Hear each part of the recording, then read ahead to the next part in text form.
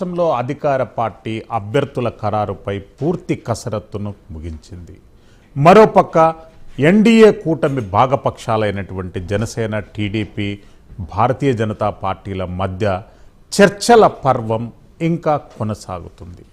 NDA అభ్యర్థుల ఖరారుపై అభ్యర్థుల మధ్య ఉత్కంఠత కొనసాగుతుంది. మరోపక్క అధికార పార్టీ అన్ని పావులను ఉపయోగించి పిఠాపురాన్ని ఏ రకంగా అయినా కైవసం చేసుకోవాలని ఉద్దేశంతో కొంతమంది నేతలకు తైలాలు అందిస్తున్నటువంటి అంశం ఈరోజు బయటపడింది. ప్రైమ్ టైమ్ డిబేట్లో మనతో పాటు పిల్లి మాణిక్యాలరావు గారు, తెలుగుదేశం పార్టీ సీనియర్ నాయకులు మనకు లైవ్లో అందుబాటులో ఉంటారు. ఎల్ఎం మోహన్ రెడ్డి గారు, వైఎస్ఆర్సీపీ సీనియర్ నాయకులు మనకు లైవ్లో అందుబాటులో ఉంటారు. శాంతిప్రసాద్ గారు, జనసేన పార్టీ సీనియర్ నాయకులు, ప్రముఖ న్యాయవాది మనకు లైవ్లో అందుబాటులో ఉంటారు. ఎస్, మాణిక్యాలరావు గారు, మొదటగా మీతో ప్రారంభిద్దాం. మాణిక్యాలరావు గారు, అధికార పార్టీ అన్ని నియోజకవర్గాల్లో అభ్యర్థులను దాదాపుగా ఖరారు చేసింది. కానీ ఎన్డీఏ పార్టీ నుండి ఇంకా చర్చలు కొనసాగుతున్నాయి. ఇది దేనికి సంకేతం? నమస్కారం అండి శ్రీశైలం గారు, మీకు ప్యానల్లో ఉన్న పెద్దలకి, వీక్షకులందరికీ నా మాట వినపడుతుందండి? ఎస్ అండి, క్లియర్. ఓకే, ఎన్డీఏ సంబంధించినటువంటి ఇది ఒక కూటమి. ఈ కూటమిలో తెలుగుదేశం పార్టీ, జనసేన, అట్లాగే బీజేపీ పార్టీ కూడా ఈ రోజు ఉన్నటువంటి పరిస్థితి. రాష్ట్రంలో ఉన్నటువంటి పరిస్థితుల రీత్యా ప్రజలందరూ కూడా కూటమిని కోరుకున్నటువంటి పరిస్థితి కనపడతా ఉంది. రాష్ట్రంలో ఉన్నటువంటి పాలన ఏ మాత్రం కూడా కొనసాగటానికి వీలు లేదు అనే నిర్ణయానికి ప్రజలు వచ్చినట్టుగా చాలా స్పష్టంగా కనపడతా ఉంది. అలాంటప్పుడు కొన్ని సీట్లని తెలుగుదేశం పార్టీ వదులుకోవాల్సి వస్తా ఉంది, కొన్ని సీట్లని జనసేన, బీజేపీ కూడా వదులుకోవాల్సి వచ్చినటువంటి పరిస్థితి ఉంది. అలాంటి పరిస్థితి ఉన్నప్పుడు కొంత ఇబ్బందికరమైనటువంటి పరిస్థితులు ఉంటాయి. అయినా కూడా మేము 2 విడతల్లో దాదాపుగా ఒక 16 మినహాయించి అన్ని అభ్యర్థుల్ని 2 విడతల్లో ప్రకటించినటువంటి పరిస్థితి, చాలా ఈజీగా ప్రకటించినటువంటి పరిస్థితి ఉంది. అదే అధికార పక్షానికి సంబంధించినటువంటి అభ్యర్థుల విషయాన్ని కనుక మేము చూసుకుంటే 12 సార్లు ఇటు అటు మార్చేటువంటి పరిస్థితి ఉంది. ఇప్పటికీ కూడా ఏదైతే తిరువూరు ఉందో, తిరువూరు కానీ మైలవరం కానీ ఇంకా అభ్యర్థుల్ని మార్చే పరిస్థితుల్లో వైసీపీకి సంబంధించినటువంటి వాళ్ళు ఉన్నారు. ఈ రోజు రేపో మిగతా 16 అట్లాగే ఎంపీకి సంబంధించినటువంటి సీట్ల ప్రకటన కూడా వచ్చేటువంటి పరిస్థితి ఉంది. కాబట్టి ఎన్డీఏకి సంబంధించినటువంటి ఎన్డీఏలో ఉన్నటువంటి తెలుగుదేశం, జనసేన, బీజేపీ అభ్యర్థులు చాలా ఈజీగానే ప్రకటన ఈ రోజు రేపట్లో వస్తుంది. ఎక్కడా కూడా ఇబ్బంది ఏమీ లేదు, చాలా స్పష్టంగా ఉన్నారు. అదే విధంగా ప్రకటించినటువంటి అభ్యర్థులకి కింది స్థాయిలో సమన్వయంతో నాయకులందరూ కూడా పనిచేస్తా ఉన్నారు. ప్రజలందరూ కూడా ఎన్డీఏ తరఫున ఎవరు పోటీలో ఉన్నా గెలిపించడానికి సిద్ధంగా ఉన్నారండి శ్రీశైలం. ఎస్, మోహన్ రెడ్డి గారు, మహాదోపిడి పేరుతో వైఎస్ఆర్సీపీ ఒక బుక్ను రిలీజ్ చేసింది. మీరు అధికారంలో ఉన్నాక 5 సంవత్సరాల తర్వాత చంద్రబాబు నాయుడు గారి మహాదోపిడి ఇప్పుడు ఎందుకు గుర్తుకొచ్చిందండి మీకు? నమస్కారం అండి. మీకు ప్యానల్లో పాల్గొన్న పెద్దలకు, చూస్తున్న వీక్షకులకు అందరికీ నమస్కారం.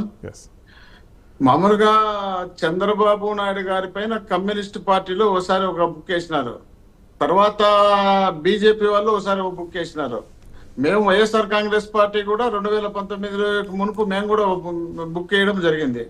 తర్వాత ఇప్పుడు వాటన్నిటిని పరంపర కొనసాగిస్తూ వీటిని బట్టి మళ్ళీ ఇప్పుడు కొనసాగించే కార్యక్రమం చేయడం జరిగింది.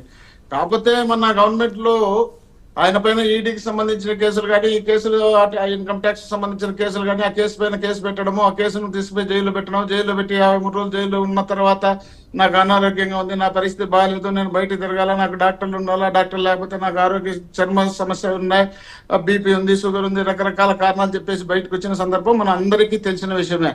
కాబట్టి చంద్రబాబు నాయుడు గారి మీద అవినీతి కేసులు కోకొల్లలు ఉన్నాయి, అన్ని కాదు కోకొల్లలు ఉన్నాయి. ఆ బుక్ లో వేసినట్టు ఏ ఒక్కటి కూడా తప్పు కాదు, వాస్తవాలే ఉన్నాయి. కాకపోతే ఏమంటే అప్పుడు ఉన్నటువంటి పరిస్థితిని బట్టి మేము అప్పటికప్పుడు ఆయన మీద ఇప్పుడు చర్యలు తీసుకోవడానికి ఒక్కొక్కటి నివేదికలు తెప్పించుకోవడం, నీట్ గా సమీక్ష చేసిన తర్వాతనే తీసుకోవడం జరిగింది. వాటిపైన ఫైబర్ నెట్ కి సంబంధించి కానీ, మన జరిగినటువంటి కేసులకు సంబంధించి కానీ అసెంబ్లీలో కూడా సీఎం గారు వీటిపైన కూలంకషంగా మాట్లాడి చెప్పడం కూడా జరిగింది. తర్వాతనే దానిపైన ఒక్కొక్కటి చర్యలు తీసుకోవాలనే ఉద్దేశంలో భాగంగా ఒకటి స్టార్ట్ అయింది. అందులోపల ఎలక్షన్ రావడము, ఇంకా రకరకాల కారణాలతో ఆగిపోవడం జరిగింది. కాబట్టి చంద్రబాబు నాయుడు గారు ముఖ్యమంత్రిగా ఉన్నప్పుడు చేసినటువంటి అవినీతి మాకన్నా ఎక్కువ కమ్యూనిస్ట్ పార్టీ వాళ్ళు చెప్పడం జరిగింది, బీజేపీ వాళ్ళు చెప్పడం జరిగింది. 2018లో పవన్ కళ్యాణ్ గారు గుంటూరులో మీటింగ్ పెట్టినప్పుడు ఆ మీటింగ్ లో స్వయంగా పవన్ కళ్యాణ్ గారి ఒక్కొక్క నియోజకవర్గం నుండి 1000 కోట్ల రూపాయలు దోపిడీ చేయడం జరిగింది లోకేష్ గారిని ఆయన నోటితో చెప్పడం జరిగింది.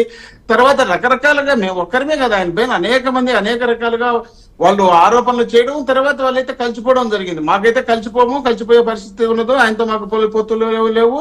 మాకు ఎప్పుడు వైఎస్ఆర్ కాంగ్రెస్ పార్టీకి తెలుగుదేశం పార్టీనే మేము టార్గెట్ గా పనిచేస్తున్నాం. కాబట్టి ఈ విధమైనటువంటి అవినీతి గురించి మా బుక్ ప్రింట్ అవుతుంటుంది. ఎస్, పిల్లి మాణిక్యాలరావు గారు, ఎలాంటి సమీకరణలు అంటే ఎన్నికలు ముంచుకొస్తున్నాయి, అభ్యర్థులలో కూడా ఒక ఆందోళన ఉంది, ఎవరు ఎప్పుడు కాంటెస్ట్ చేస్తారనేటువంటి అంశం ఉంది. చంద్రబాబు నాయుడు గారు పవన్ కళ్యాణ్ గారు ఈరోజు చాలా కీలకమైనటువంటి సమావేశం జరిపారు. ఆ సమావేశం అప్డేట్స్ ఏంటండి? ఎన్నికలు సమీపిస్తా ఉన్నాయి, ప్రజలు సిద్ధంగా ఉన్నారు.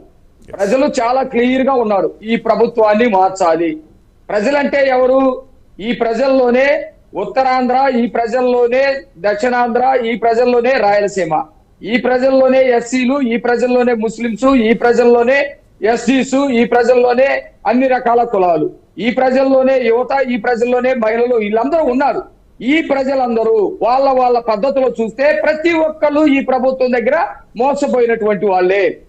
స్వయంగా జగన్మోహన్ రెడ్డి కొన్ని వందల సార్లు మాట్లాడాడు, మద్యపాన నిషేధం చేసిన తర్వాత మాత్రమే నేను అధికారంలోకి వస్తానని.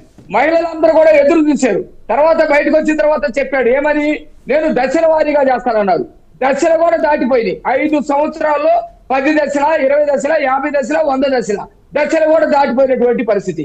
కాబట్టి మహిళలు మొత్తం కూడా తీవ్రమైనటువంటి అసంతృప్తితో ఉన్నారు. ఏ రోజు ఎలక్షన్ వస్తే ఆ రోజు తెలుగుదేశం పార్టీ కూటమికి గెలిపించడానికి సిద్ధంగా ఉన్నారు.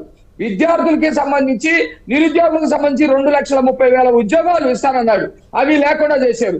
ఎస్సీ, ఎస్టీ, బీసీ, మైనార్టీలకు సంబంధించి 1,30,000 కోట్ల రూపాయలు సప్లా నిధులు, ఎస్సీలు కానీ, ఎస్టీలు కానీ, మైనార్టీలు నిధులు కానీ మొత్తం 1,35,000 కోట్లు దారి మళ్లించి సొంత ప్యాలెస్ కు పంపినటువంటి పరిస్థితి ఉంది. వాళ్ళు కోపంగా ఉన్నారు. రాష్ట్రంలో ఉన్నటువంటి ప్రజలందరూ కూడా కోపంగా ఉన్నటువంటి పరిస్థితి కనపడతా ఉంది.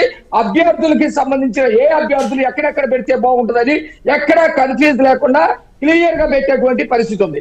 ఇకపోతే వీళ్ళు 2019లో ఏ అబద్ధాలతోటి అయితే అధికారంలోకి వచ్చారో అదే అబద్ధాలని మళ్ళీ వేదిక మీదకి తీసుకొచ్చి ఎన్నికల్లోకి వెళ్ళాలని చూస్తా ఉన్నారు. ప్రజలు నమ్మరు, ప్రజలు విశ్వసించరు. ఒకసారి నువ్వు చేసినటువంటి ఆరోపణలు నిరూపించలేకపోయినప్పుడు రెండోసారి కూడా అదే అబద్ధాలతో ఎట్లా వెళ్తావు? పింక్ డైమండ్ చంద్రబాబు నాయుడు గారు ఇంట్లో ఉందని ఆ రోజు ప్రచారం చేశారు. ఈ 5 ఏళ్లలో అసలు పింక్ ఎక్కడుంది, డైమండ్ ఎక్కడుంది, ఏమైందనేది నిరూపించలేకపోయారు. 6 లక్షల కోట్ల రూపాయలు చంద్రబాబు నాయుడు గారు అవినీతి చేశారని చెప్పేసి ప్రచారం చేశారు. ఎక్కడ ఉన్నాయి 6 లక్షల కోట్లు ఎక్కడున్నాయో నిరూపించలేనటువంటి పరిస్థితి. ఎన్నో తప్పుడు కేసులు పెట్టారు, ఒక్క కేసు కూడా నిరూపించలేనటువంటి పరిస్థితి ఉంది. అధికారం ఉంది కాబట్టి జగన్మోహన్ రెడ్డి బయట తిరుగుతా ఉన్నాడు. అధికారం కోల్పోయిన వెంటనే ఈడీ కేసులు కానీ, సిబిఐ కేసులు కానీ మొత్తం కూడా మెడకు చుట్టుకొని లోపలికి వెళ్ళేటువంటి పరిస్థితి ఉంది. ప్రశాంతమైనటువంటి ఎన్నికలు ఒక్కటే మేము కోరుకుంటా ఉన్నాము. ప్రశాంతమైనటువంటి ఎన్నికలు కాకుండా అలజడితోటి అరాచకాలు సృష్టించి భయభ్రాంతులను చేసి ఎన్నికల్లో అక్రమాలతోటి రావాలని వైఎస్ జగన్మోహన్ రెడ్డి చూస్తా ఉన్నాడు. వాటికి అడ్డుకట్ట వేసే విధంగా ఈసీ కూడా నిర్ణయాలు తీసుకోవాలని చెప్పేసి మేము కోరాము.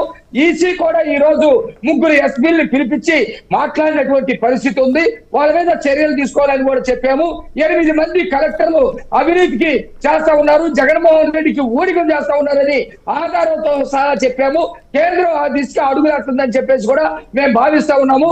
కాబట్టి చంద్రబాబు నాయుడు గారు, పవన్ కళ్యాణ్ గారు ఈ లాస్ట్ లిస్టు ప్రకటించడం కోసం కసరత్తు చేస్తా ఉన్నారు. ఆ కసరత్తు కూడా చివరికి వచ్చేసిందని ఈ